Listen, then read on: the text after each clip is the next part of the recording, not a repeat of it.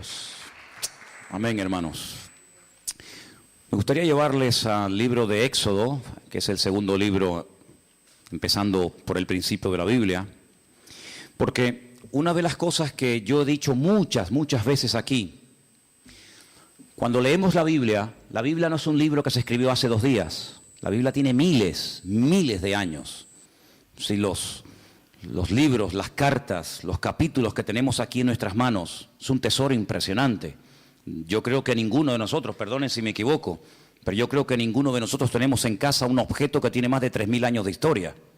A lo mejor dicen, esta silla era de la abuela. Yo tengo una sillita arriba, que es lo único que ya me queda de venezolano.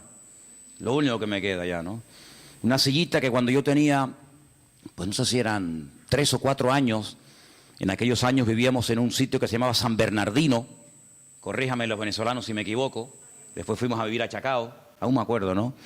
Pero me acuerdo que mis padres me compraron una sillita pequeñita que estaba forrada como de piel de cabra o de un animal, ya los pelitos se fueron cayendo, y mi abuela, pues le puso un forro nuevo, y puedo decir que esa silla lleva conmigo pues más de 50 años. Pero ¿quién tiene en su casa un objeto de 3000 años? ¿Usted tiene algo en su casa que tenga 3000 años de historia? Dice, sí, mi suegra. No, nadie tiene semejante cosa. Pero mire, aquí en nuestras manos tenemos un libro, una colección de libros, mejor dicho, eso es lo que significa Biblia, colección de libros, que tienen centenares, que tienen miles de años. Entonces es un tesoro incalculable, es increíble. Y además en su propio idioma, en su propia lengua, para que usted pueda saber lo que Dios dijo, lo que Dios manda y lo que Dios no manda. Y una de las cosas que yo he dicho cuando se acerca uno a las páginas de este sagrado libro, la Biblia, es que la gente en aquellos tiempos vivía muy diferente a nosotros. Yo sé que, por ejemplo, hay gente aquí que no cree, les cuesta mucho aceptar, que hubo un momento en la historia en el que no existía Internet. Algunos dicen, no, créame, hay un momento en la historia en el que Internet no existía. Tú ponías Google y no existía Google. Tú dices, pero ¿cómo se podía vivir sin Google? Y sin WhatsApp. Algunos le quitan el WhatsApp hoy en día y vamos, se transforma, les da un ataque, algo les pasa, ¿no? Pues hubo una época en la que se vivía sin televisión en color. Y usted dice, ¿cómo era la televisión? ¿En blanco y negro? Y cuando vino la televisión en color, aquello fue una fiesta increíble, ¿se acuerdan? Vivimos durante muchos años sin móviles, sin celulares, como algunos los llaman. He dicho en varias ocasiones que cuando hace muchos años vimos a un señor en las Ramblas con una caja así de grande, que era la batería, y descolgaba el teléfono, nos quedamos así mirando, diciendo, ¿y este de dónde salió? Entonces, los tiempos han cambiado de una forma tremenda, pero tremenda. Y en los tiempos de la Biblia, la gente no vivía afanada por llegar a fin de mes, sino la gente vivía pensando en cómo terminar ese día. Se vivía el día a día.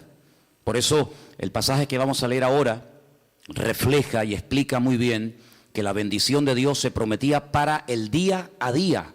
Hoy en día estamos acostumbrados a planificar el mes, ¿no? Cobramos el sueldo, cobran el sueldo y dicen, bueno, esto para el teléfono móvil, esto para la luz, esto para el agua, esto para los gastos de no sé qué, y se planifica el mes.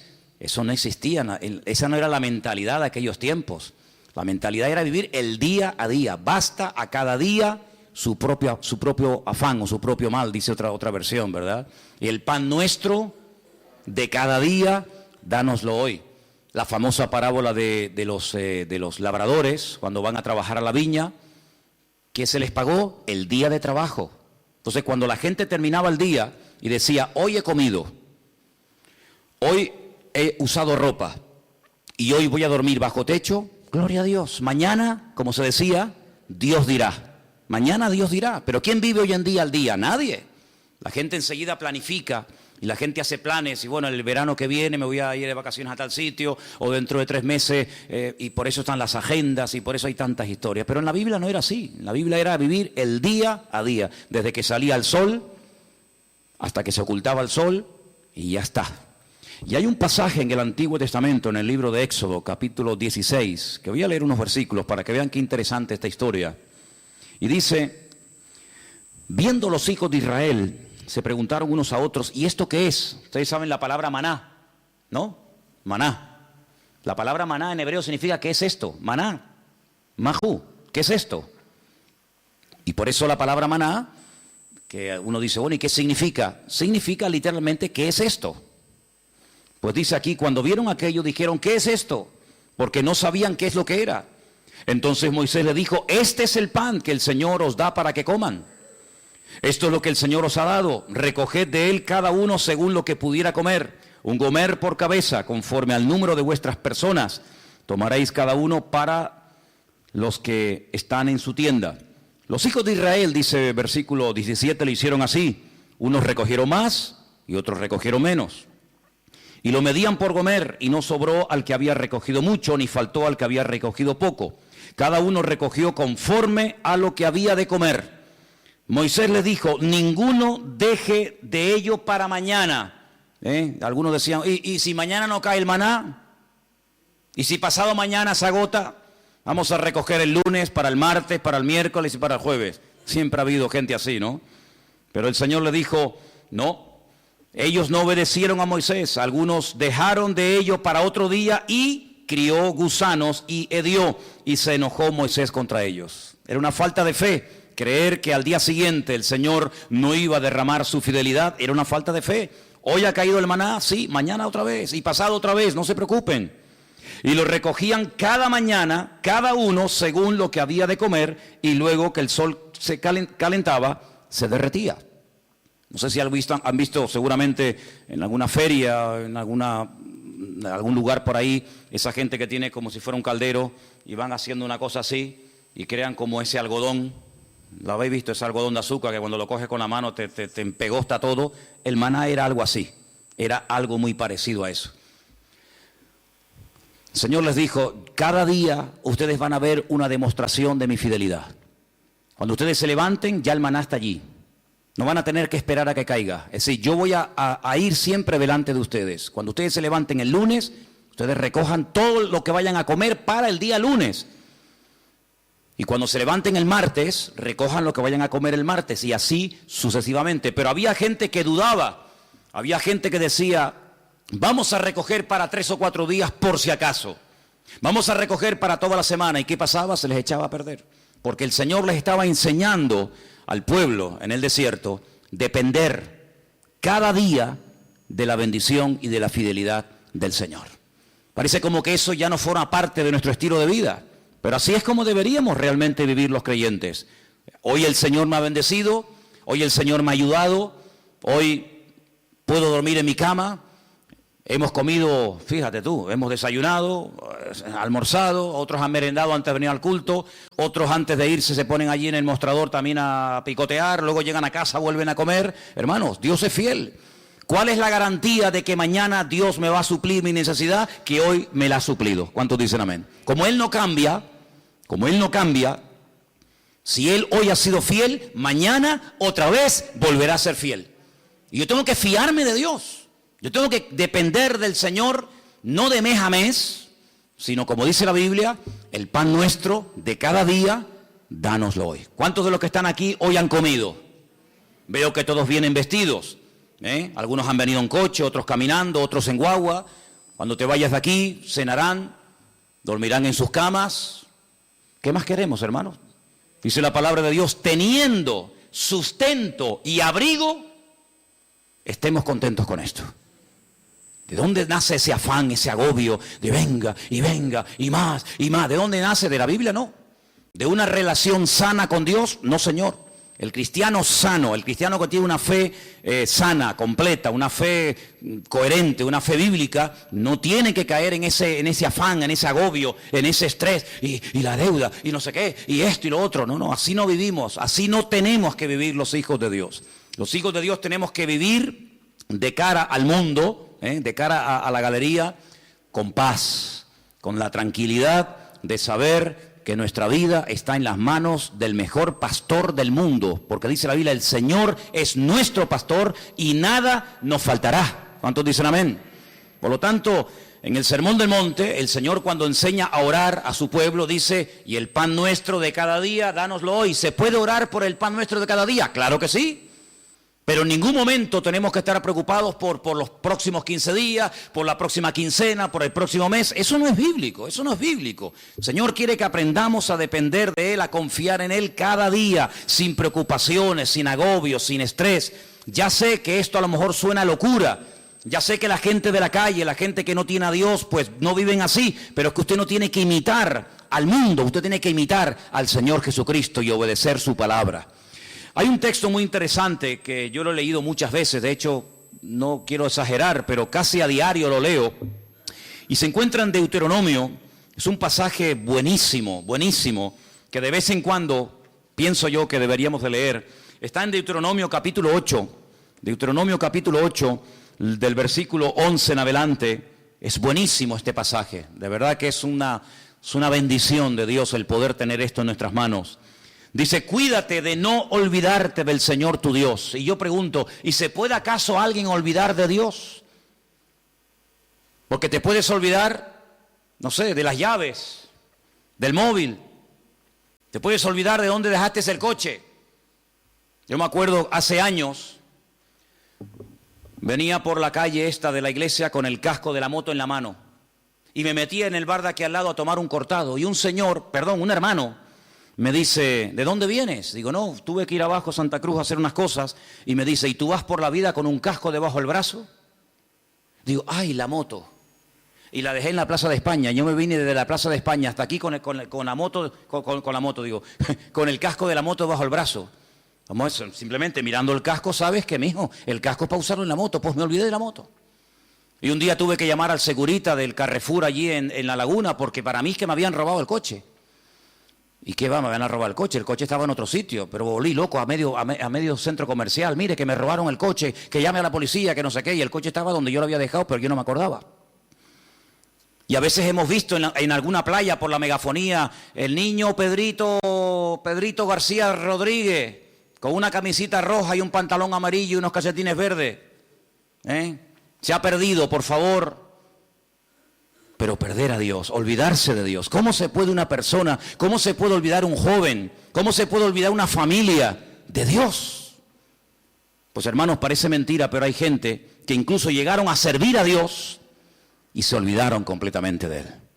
Y por eso el Señor, sabiendo que somos así los seres humanos, dice en este versículo, cuídate, tengan cuidado de no olvidarse del Señor vuestro Dios, para cumplir sus mandamientos, sus decretos, sus estatutos que yo te ordeno hoy.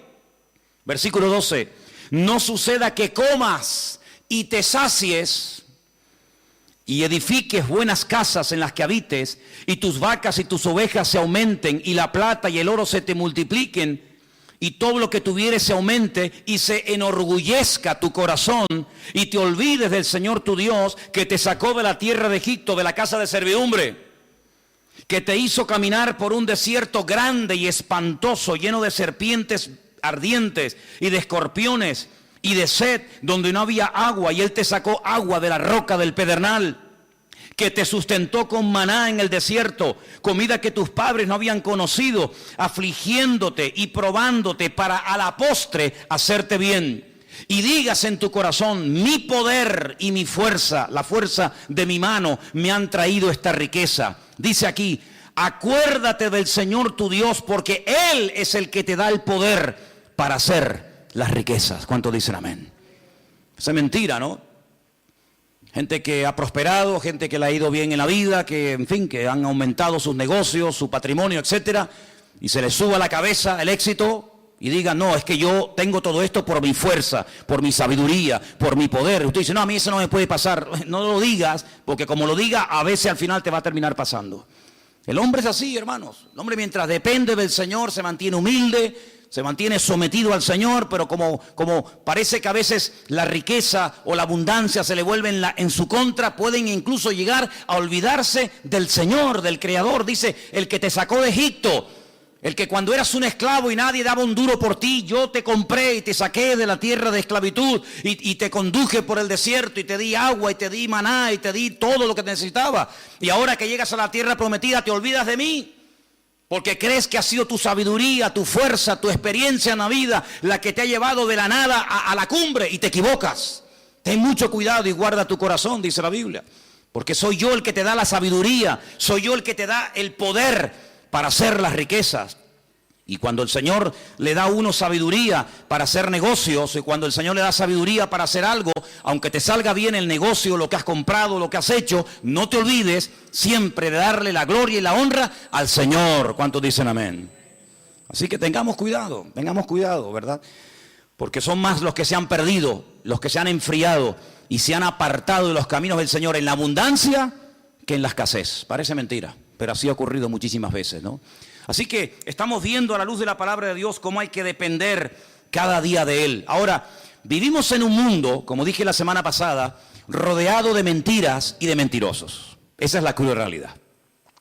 Vivimos en un mundo en donde los principios y los valores están al revés. Dice la Escritura que llegaría un momento en la historia de la humanidad, y yo creo que ya hemos llegado, en el que a lo malo te lo presentarían como lo bueno. Y lo que es bueno y decente de toda la vida, te lo presentarían como algo malo. Y uno dice, pero ¿cómo puede ser eso?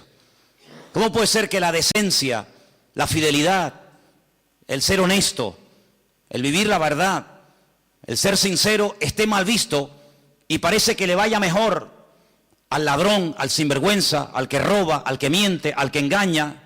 ¿Cómo puede ser eso? ¿Cómo puede ser que personas por no pagar a lo mejor una pequeña cantidad le embarguen lo que tienen, y personas que han robado millones se estén pegando la gran vida y salgan en televisión y viajen por aquí y compren por allá? ¿Cómo puede ser eso? Bueno, son los últimos tiempos. Tiempos en los que a lo dulce lo presentarían como salado y a lo salado como dulce, dice la Biblia. Ahora, hay dos versículos que aparentemente son contradictorios. Y curiosamente, tanto uno como otro los escribió la misma persona. Por ejemplo, hay un versículo que todo cristiano, yo creo, no, da igual a la iglesia que asista o a la denominación a la que pertenezca, yo creo que hay un versículo que todos los cristianos se lo saben de memoria. Y si no, vamos a comprobarlo. Juan 3:16. ¿Qué dice? Díganlo fuerte. Uy, no. A ver si me vais a dejar en... Que esto lo están viendo miles de personas ahora mismo en el mundo entero, ¿eh? Decirlo fuerte, a ver qué dice. Porque de tal manera amó Dios al mundo, que ha dado a su Hijo unigénito, para que todo aquel que crea en Él no se pierda, mas tenga vida eterna. ¿Qué dice la Biblia que Dios hizo? Dios amó. ¿A quién? Al mundo. Dígalo fuerte. Dios amó al mundo. Otra vez. Dios amó al mundo. Ahora explíqueme esto. No améis al mundo ni las cosas que están en el mundo. ¿En qué quedamos? Juan 3:16 dice, Dios amó al mundo. Y primera de Juan capítulo 2 verso 15 dice, no améis al mundo ni las cosas que están en el mundo. ¿Cómo es que la Biblia dice que Dios amó al mundo y a mí se me prohíbe amar al mundo? Hay que explicarlo, porque en la Biblia no hay contradicciones. Hay gente que dice, es que la Biblia es un libro lleno de contradicciones. Y yo le digo, cuando usted me muestre una, nos sentamos y hablamos. La Biblia no tiene contradicciones. El problema es que muchas veces no se puede terminar de traducir exactamente, porque nosotros tenemos una sola palabra para la palabra mundo. Como para la palabra amor, tenemos una sola palabra. No hay 4 o 5 palabras para amor. Amor hay una sola palabra, no hay más. En griego hay 3 o 4 palabras y en hebreo ni le cuento. Y en griego, incluso en hebreo, para la palabra tierra, planeta, mundo, etcétera, hay un montón de palabras y depende a lo que se esté dirigiendo el autor, pues emplea un término o emplea otra, pero en español nada más tenemos una sola palabra, ¿verdad? Cuando estamos leyendo Juan 3:16, dice que de tal manera, de tal magnitud, con tal fuerza, amó Dios al mundo. Ahí está haciendo referencia a la raza humana, al hombre, a la humanidad. De tal manera Dios amó al hombre, a la raza humana, a los hombres, a las mujeres, a los blancos, a los negros, a los ricos, a los pobres, a los africanos, asiáticos, norteamericanos, latinos. De tal manera amó Dios a esa gente que dio a su Hijo unigénito al mundo, para que lo amaran y lo respetaran y creyeran en Él.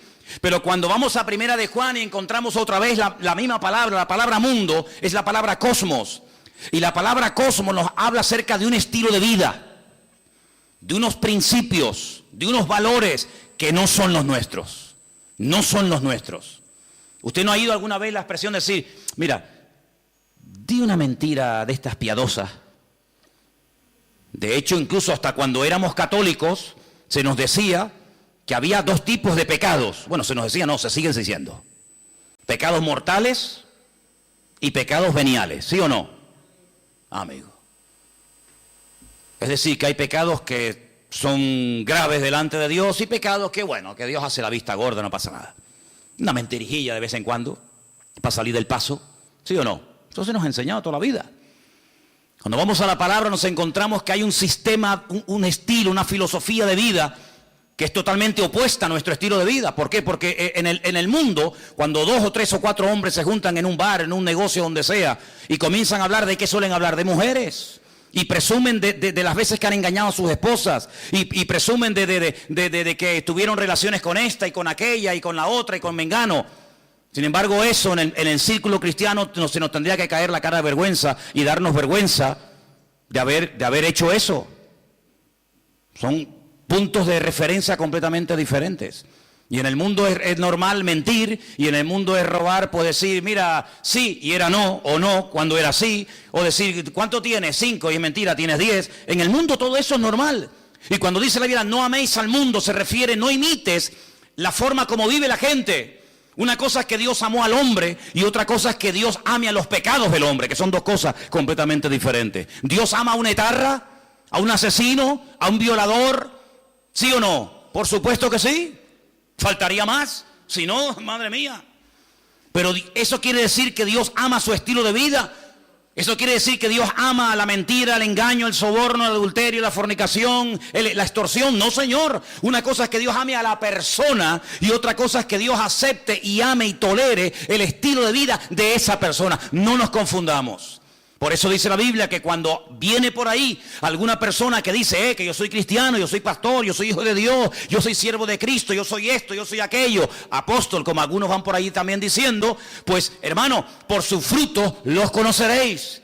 Y por eso dice la Biblia que hay que probar los espíritus, porque no todos los espíritus son de Dios. Y por eso encontramos en la Biblia falsos evangelistas, falsos pastores, falsos maestros, falsos apóstoles, etcétera, etcétera. ¿Por qué? Porque Dios ama a todo el mundo por igual, pero denuncia y no tolera el pecado y el desorden de nadie. ¿Cuántos dicen amén? Entonces no nos confundamos cuando dice que Dios amó al mundo, la raza humana, y cuando nos dice en 1 de Juan, capítulo 2, como hemos leído, que no tenemos que amar al mundo. Porque dicho sea de paso, el texto sigue diciendo, si alguno ama al mundo, es decir, el estilo de vida del mundo, la filosofía del mundo, los principios del mundo, el amor del Padre no está en él. Porque todo lo que hay en el mundo, y lo aglutina de esta forma, los deseos de la carne, los deseos de los ojos, la vanagloria de la vida, no provienen del Padre, sino del mundo. Y el mundo pasa, y sus deseos, pero el que hace la voluntad de Dios permanece para siempre. Si lo que hoy está mal visto, mañana estará bien visto. Y lo que mañana estará bien visto, hoy es un delito, un pecado. Por lo tanto, las modas cambian. Hace años en este país se obligaba a la gente a ir a las plazas públicas a ver cómo se torturaba a personas y cómo se les quemaba vivos y cómo se les crucificaba, y era normal. Y si retrocedemos en el tiempo, la gente pagaba dinero para ir a los coliseos, a los circos romanos, para ver cómo los animales devoraban a mujeres o a niños, mientras ardían como antorchas humanas, y era normal, era totalmente normal. Sin embargo, nos hemos dado cuenta de que cosas que antes eran normales o delitos, hoy en día, pues, han cambiado. Por eso nosotros no tenemos que dejarnos llevar por las modas de este mundo, sino tenemos que dejarnos llevar por los principios y valores eternos del Señor que están en su bendita palabra. ¿Cuántos dicen amén? Así que, amados hermanos, tenemos que partir de la base de que nosotros somos gente diferente, somos gente distinta, y hay algo con lo cual tenemos que estar claros en esto. Y yo les voy a contar parte de mi testimonio, porque creo que puede ser de ayuda a la hora de entender lo que quiero decir. Hay personas que llegaron al conocimiento de la verdad. Hay personas que les nació en su corazón el deseo de buscar a Dios porque empezaron a leer los evangelios o empezaron a leer la Biblia. Conozco muchísima gente que me dice, no, yo un día me compré una Biblia, o alguien me regaló una Biblia, un Nuevo Testamento, como esta que estáis ofreciendo los hermanos moteros, ¿no? Bueno, te llega la Biblia, empiezas a leerla, y empiezas a interesarte, empiezas a darte cuenta de un montón de cosas y se despierta algo en ti que te lleva a una búsqueda de la verdad y buscando, pues se encuentra. ¿Y a quién encuentra? Al autor y al consumador de la fe, que es Cristo Jesús, ¿sí o no? Pero a mí no me pasó eso. Yo fui al revés. Yo no había leído en mi vida la Biblia, jamás. No me interesaba. Yo no sabía ni lo que era una Biblia. A mí no me llegó el conocimiento de Dios, ni el deseo de buscar a Dios por la lectura, por el estudio, por indagar, por buscar la verdad. Es que a mí no me interesaba buscar la verdad, pero en absoluto. Lo primero que yo tuve fue un encuentro, una experiencia personal con Jesucristo. Yo no había leído la Biblia en mi vida. Entonces, cuando yo entré por primera vez en mi vida a una iglesia, yo le dije literalmente a Dios, es que yo no creo en ti. Es que yo no creo en ustedes, yo no creo en pastores, ni en iglesia, ni en Biblia, ni en cura, yo no creo en nadie. Yo tenía un montón de problemas físicos, espirituales, de toda índole. Pero yo desafié a ese Dios del cual ese hombre estaba esa tarde predicando allí y le dije, bueno, si tú existes, no es que dije, como tú existes, no. Si tú existes, ayúdame a salir de este infierno en el que yo estoy. Y cambia mi vida, y ayúdame, y libérame, etcétera, etcétera. Y Dios lo hizo. Y mucho tiempo después, o unos meses después, comencé a leer y a leer y a leer y a leer y a estudiar y a memorizar y capítulos y capítulos de la Biblia. Y a través de la Biblia, pues claro, lógicamente fortalecí mi fe. Pero no fue primero la teoría y después la práctica. En mi caso fue al revés. Primero fue la experiencia, la práctica y luego fue el conocimiento. Y por eso hay muchas personas que a veces titubean porque claro, comenzaron a leer la palabra y después tuvieron una experiencia personal con Cristo. Pero cuando uno tiene una experiencia personal con Cristo, a mí no me mueve nadie de la fe que yo tengo en el Señor. Porque a mí los demonios que tenía no me los sacó ningún pastor, a mí me los sanó directamente mi Señor Jesucristo. Y el que me transformó la vida no fue una predicación de un reverendo o de un apóstolo, como ese radio se llame, sino que directamente mi Señor y mi Dios me liberó y me transformó y me rompió completamente. Y después comencé a leer su palabra. Y por eso hay gente que lee la palabra y después tienen la experiencia, si es que la llegan a tener, y por eso a veces dudan de haber interpretado correctamente el texto y lo habré interpretado mal, y en vez de resulta que era así, resulta que era asado. Yo no tengo la más mínima duda. Yo he hablado con budistas, he hablado con gente que practica el Islam, he hablado con rabinos judíos de todo tipo, cerrados, abiertos, de toda índole. Y yo cada día estoy más firme en mi fe, porque a mí el conocimiento y la experiencia no me vino por lo que leí ni por lo que me enseñaron. Es que yo tuve un encuentro personal con Cristo, yo era ciego y ahora veo. Entonces, cuando una persona tiene un encuentro personal con Cristo, que digan lo que digan, que hagan lo que hagan, que pase lo que pase, yo sé en quién he creído. ¿Cómo voy yo a negar que soy blanco? Hermano, si yo me subo a esta plataforma esta tarde y digo, hermano, ustedes me ven blanquito, pero yo realmente en el fondo soy negro. Usted dirá, bueno, hermano, usted dé lo que quiera, pero usted se le ve por fuera y usted tiene piel blanca. No, mire, hermano, es que yo soy moreno, mulato y soy mujer. Pasa que ustedes me ven con otra visión. No puedo negar, yo no puedo negar lo que soy. Pues exactamente igual le digo espiritualmente. Yo no puedo negar que Cristo un día me sanó, me liberó y me transformó la vida. Y no lo leí en la Biblia, no lo leí en un libro, lo sentí, lo experimenté personalmente. Por eso cada vez que voy a Israel, cuando vengo más firme en mi fe. Y no es que voy allí y digo, ay, a lo mejor creía al revés de como yo era. No, es que me da igual. Porque yo no fui al convencimiento de la verdad por lo que leí, sino por lo que viví y por lo que experimenté. Y cuando una persona experimenta algo, no desde la teoría, sino desde la práctica, ese hombre y esa mujer no lo tumba, ni lo sacude nada, ni nadie. ¿Cuántos dicen amén? Si yo subo esta noche aquí a un hombre y subo a una mujer y le digo, hermano, explique lo que es un parto. Y diga, bueno, pues un parto... Pues un parto es un parto, ¿no? Tienes dolores, hay un momento como se rompen aguas, se llama, ¿no? Corríjame porque yo en esto estoy fatal, ¿eh? Se rompen aguas, te entran dolores, empiezan a dilatar, no sé qué, no sé cuánto, tienen que llevar a la clínica y te suben allí en aquellos aparatos y te dice sopla, aprieta, no, ahora sí, ahora asado, ¿sí o no? Qué malo soy, soy fatal. Asuman ustedes una mujer aquí que haya parido y dice, mira Manolo, cállate la boquita, anda. Un parto no tiene nada que ver con lo que tú has dicho. Tú estás hablando desde la teoría, desde lo que has oído, de lo que te han contado. Pero yo he parido. Y un parto es esto y esto y esto. ¿Quién puede dar mejor una información de lo que es un parto? ¿Yo? ¿O una mujer que ha parido? Evidentemente una mujer que ha parido. Porque no lo habla desde la teoría. Lo habla desde la realidad.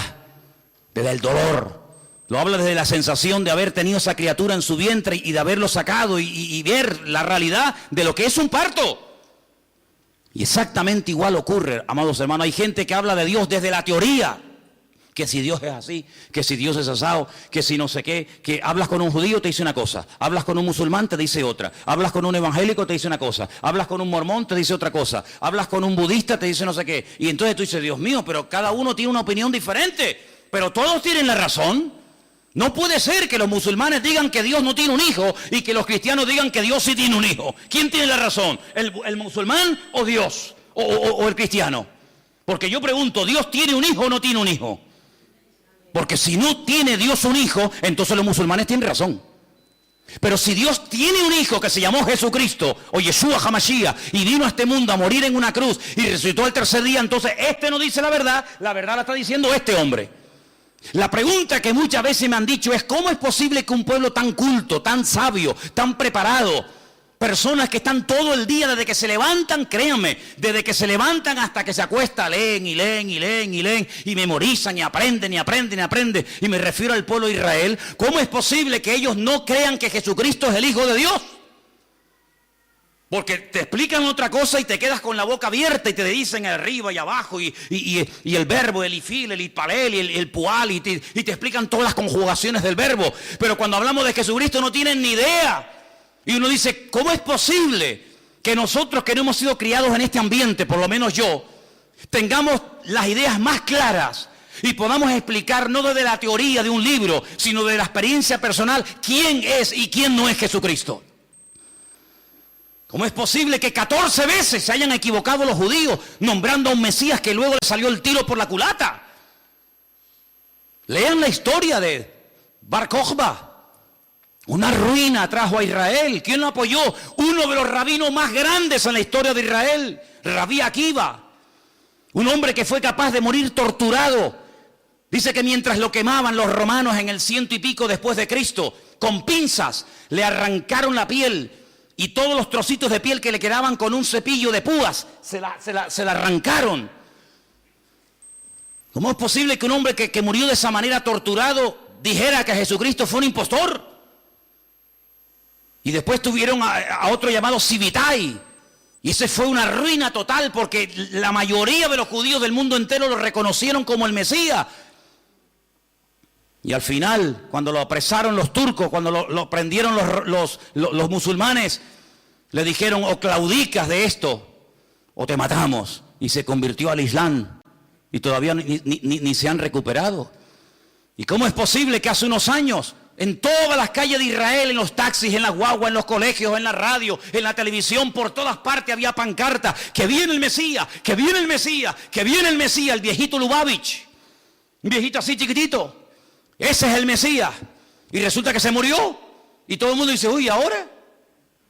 Y ahora eso que le estaban esperando y lo habían proclamado como el Mesías, dice, no se preocupen, de un momento a otro resucita y viene y está entre nosotros otra vez.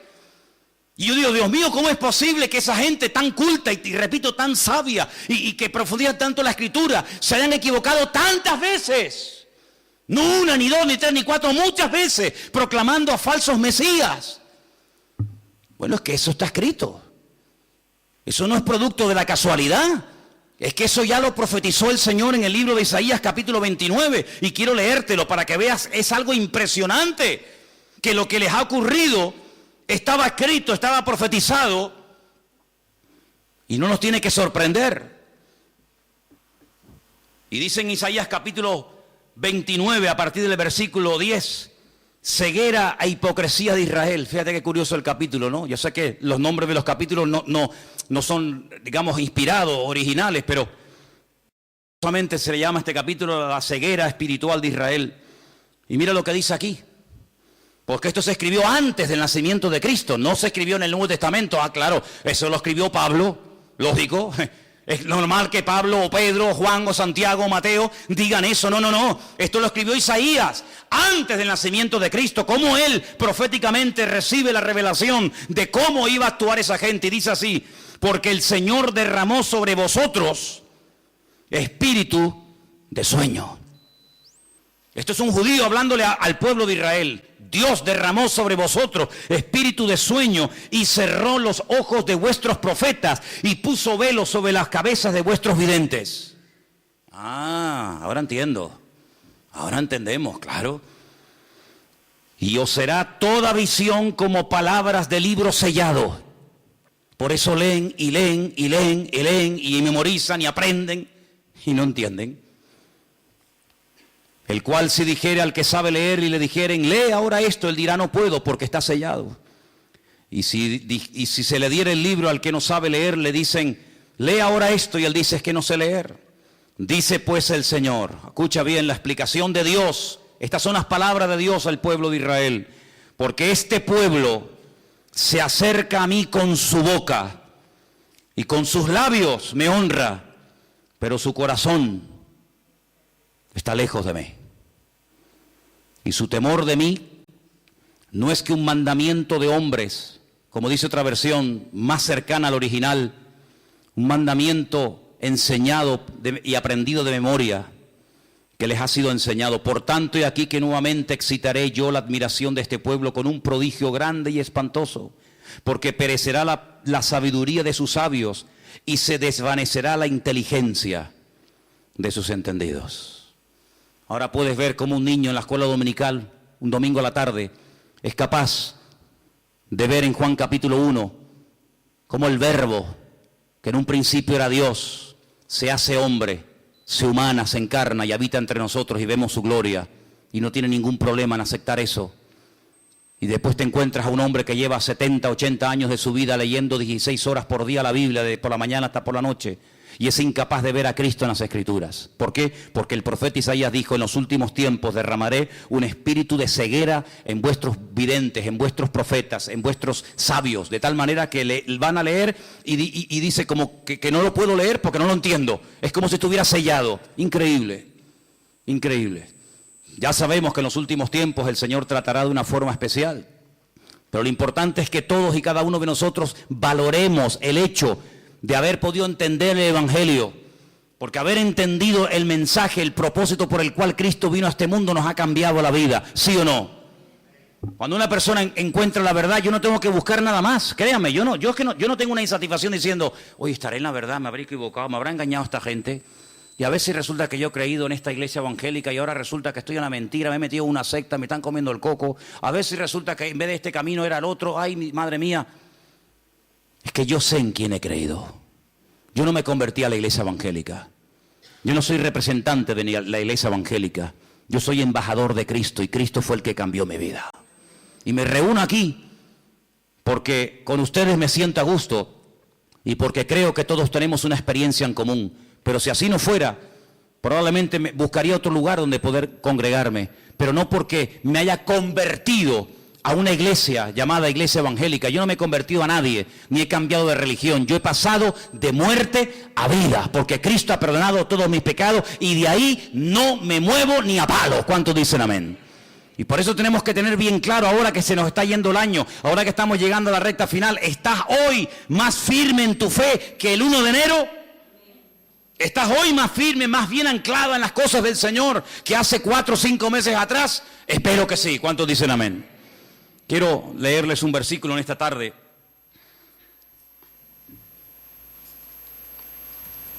Y antes de buscar ese texto que se encuentra en Apocalipsis, en el capítulo 3, déjenme que les diga algo. Cuando uno empieza a leer la Biblia desde el principio, uno se va a dar cuenta de que cuando Adán y Eva pecaron, y ahora hablaremos un poquito de esa mujer también, quedaron desconectados del Señor, desconectados completamente.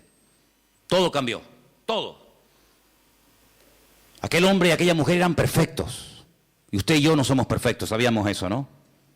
Si te crees perfecto, díselo a tu mujer a ver qué te dice y ya verás cómo te recuerda que no lo eres. Así de claro. Qué maravilla el ojo humano, ¿eh? Qué maravilla poder ver en colores. Porque nosotros vemos en colores, ¿sí o no? ¿Usted ve en colores? Hay algunos que confunden, ¿no?, el rojo con el verde con el amarillo, pero generalmente el hombre ve en colores, vemos en 3 dimensiones. Podemos ver de cerca, de lejos, enfoca de una forma maravillosa. Pero usted sabe que de todo lo que hay aquí que se podría llegar a ver, solamente vemos el 1%.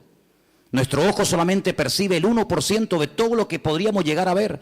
Adán veía al 100% sin ningún problema. Veía a los ángeles, veía el mundo espiritual y natural de una perfección tremenda. ¿Qué le parece? El cerebro del ser humano dice que está dividido en 2 y que solamente funciona una parte. Yo a veces hasta lo dudo que funcione esa parte. Y Dios pone un miembro en nuestro cuerpo para que funcione la mitad, no tiene sentido. El cerebro de Adán funcionaba a la perfección y veía la esencia de las cosas con una claridad nítida, sin problema, ¿verdad? Y sabemos que el hombre está por debajo de todos sus niveles. Seguramente Adán era capaz de meterse debajo de un río y estar 3 horas metido debajo del agua.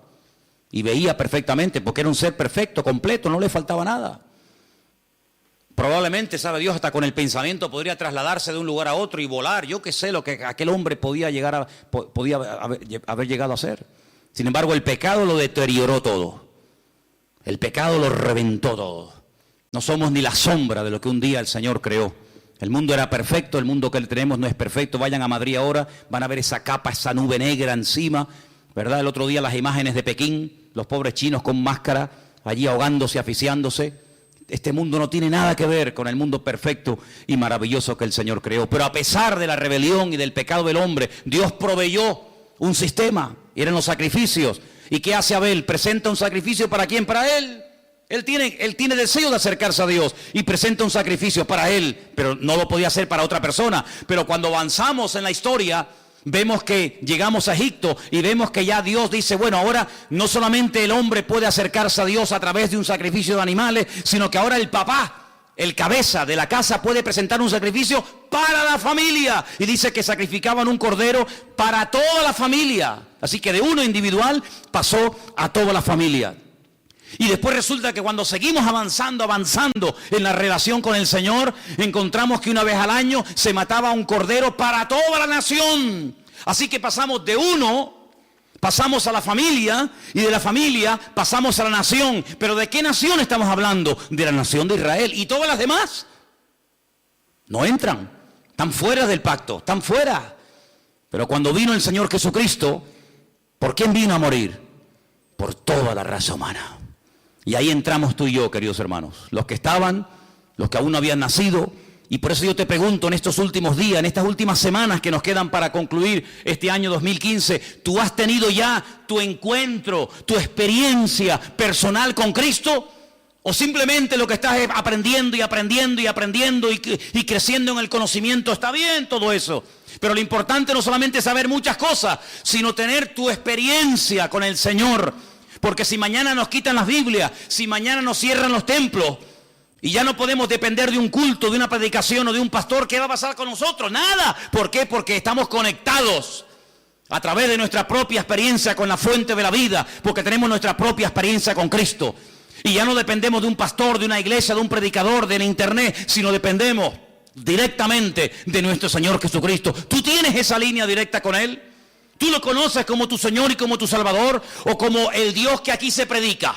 Porque hay gente que dice, no, es que cuando hablan de nosotros dicen, sí, porque ustedes creen en no sé qué y se quedan como al margen. No, yo no hablo de ustedes, yo hablo de si tú conoces al Dios vivo y verdadero. ¿O es que acaso el Dios del evangélico es diferente al Dios del católico? ¿No hay un solo Dios? Bueno, pues a ese único Dios del cual hablamos y predicamos, ¿lo conoces personalmente? ¿Tienes un encuentro con Él? ¿O para saber algo de Él tienes que buscar en Mateo? ¿O para saber algo de su esencia y de su carácter tienes que ir a los Salmos o al Apocalipsis o por aquí y por allá? No, no hace falta que vaya por aquí y por allá porque yo sé quién es y conozco a mi Padre y sé lo que le agrada y lo que no le agrada. La gente más espiritual, la gente que más creció en su relación con el Señor, nunca leyeron la Biblia, porque no la tenían. Abraham no leyó nunca la Biblia. Jacob, Isaac, José, personas que nunca leyeron la Biblia, pero ellos conocían a Dios, no por lo escrito, sino por lo que habían experimentado. Y José era capaz de rechazar a la mujer de Potifar diciendo, ¿cómo voy yo a pecar contra mi Dios? Pero hijo, ¿dónde está escrito que eso es pecado? Aquí en mi alma está escrito. Porque yo conozco la voz de mi Señor y sé lo que le agrada y lo que no le agrada, aunque nunca haya leído la Biblia y aunque nunca me haya congregado en ninguna parte, yo conozco a mi Dios y sé que a mi Dios eso no le agrada. Y eso es a lo que tenemos que llegar, hermano, a tener un encuentro personal con Cristo. Y por eso, hoy comí, hoy cené, hoy vengo vestido, pues mañana me voy a levantar con la seguridad de que se va a volver a repetir otra vez lo mismo. ¿Por qué? Porque grandes son sus fidelidades cada mañana y cada día. ¿Cuántos dicen amén? Apocalipsis capítulo 3, el texto que les quería leer, dice que Él, por cuanto hemos guardado su palabra y no le hemos negado, ni con los hechos, ni con las palabras, nos guardará de la hora de prueba que ha de venir sobre todas las naciones de la tierra.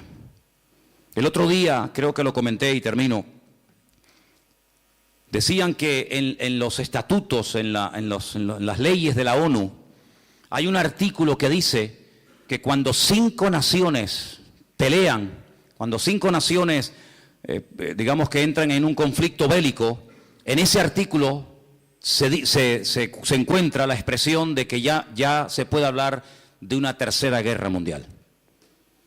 En este momento hay 10 naciones, no 5, 10 naciones peleando contra un enemigo en común. Y por eso ellos dicen que oficialmente ya se puede decir, ya se puede declarar que estamos ya en una tercera guerra mundial, donde Inglaterra, Francia, Estados Unidos, Rusia, Arabia Saudita, etcétera, etcétera, ya han entrado en un conflicto que no tiene marcha atrás.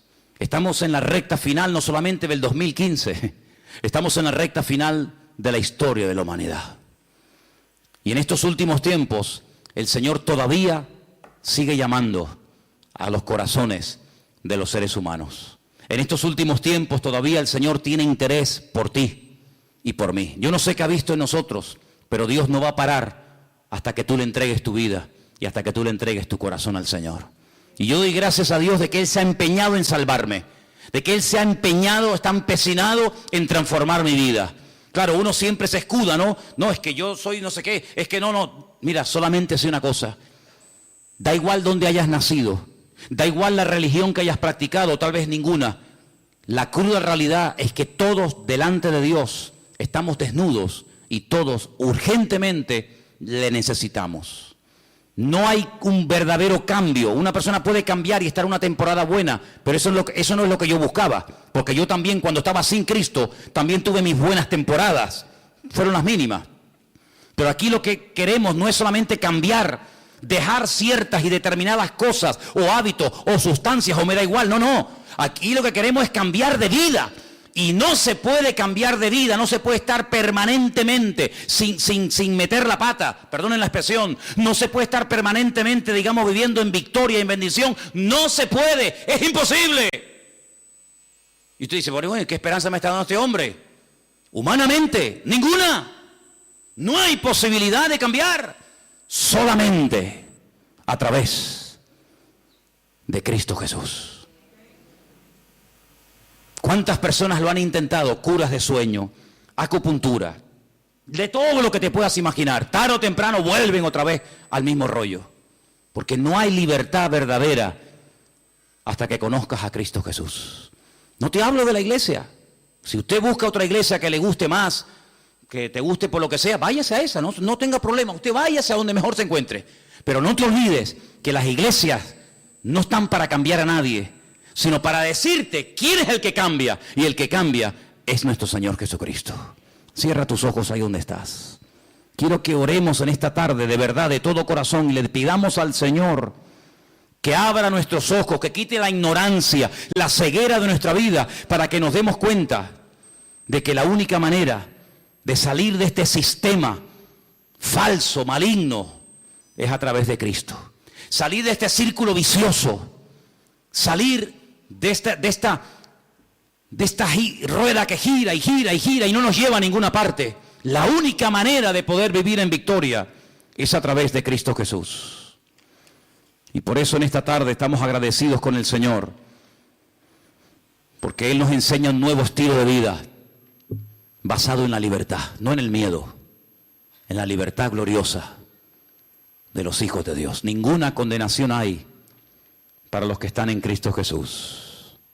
Y por eso en esta tarde queremos acercarnos al Señor con la fe y con la seguridad de que se puede vivir en paz y en victoria si ponemos nuestra confianza en el día a día, en ese Dios que ha prometido ayudarnos todos los días hasta el fin del mundo. Aleluya. Si en esta tarde hay entre nosotros algún hermano, alguna hermana, alguna persona, algún joven, me da igual, que tal vez por primera vez en su vida, fíjate lo que te digo, por primera vez en su vida dice, pues oye, yo quiero entregarle mi vida al Señor. Yo más que fe y confianza en una religión o en una institución, en quien yo quiero tener mi confianza es en el Señor. Porque uno oye cada cosa de los que se dedican a la religión que te quedas con la boca abierta. Pero yo no te hablo de religión, yo te hablo del Señor. Y a mí quien me sacó los demonios y quien me cambió la vida fue mi Señor. No una iglesia ni un pastor. Y yo te hablo de ese Señor que te ama y te quiere liberar y te quiere bendecir. Si tú le quieres entregar tu vida a Él, ahora es el momento y el lugar idóneo para decir, yo le entrego mi vida a Jesucristo. ¿Hay alguien? ¿Quieres levantar tu mano y oro por ti un momentito? ¿Alguien le quiere entregar su vida al Señor por primera vez? Dios te bendiga. Dios te bendiga, valiente. ¿Alguien más? Alguien más que dice, yo también le quiero entregar al Señor mi vida. Y quiero pedirle, Dios le bendiga. Gloria a Dios. ¿Alguien más? Dios le bendiga a ti también. Gloria a Dios. Hay 4 personas esta tarde que han levantado su mano, 5. Bendito Dios. Que le están diciendo al Señor, Señor, yo quiero cambiar de vida. Ahí donde estás, no hace falta ni que te levantes. Yo quiero pedirle a toda la iglesia que me ayude en esta oración. Repitan conmigo, Señor Jesús, en esta tarde te damos gracias porque tú nos has amado y diste tu vida por nosotros. Señor, perdona todos nuestros pecados, transforma nuestra vida. Yo quiero cambiar, yo quiero ser libre de toda atadura y por eso te pido perdón, Señor. Y pido que tú entres en mi vida. Quiero ser un hijo tuyo, Señor. Quiero que me liberes. Quiero que me salves, Señor. Y que me dé fuerzas, Dios mío, dígalo. Que me dé fuerzas, Dios mío, para seguirte todos los días de mi vida. Yo acepto a Jesucristo, dígalo conmigo. Yo acepto a Jesucristo. Yo recibo a Jesucristo como mi Señor y como mi Salvador personal. Quiero tener un encuentro, dígalo. Quiero tener una experiencia personal contigo, mi Señor. Ayúdame a partir de hoy a cambiar, a caminar en victoria con la bendición del Señor. Me rindo a ti, dígalo, me rindo a Jesucristo. Renuncio al mundo, al pecado y al diablo.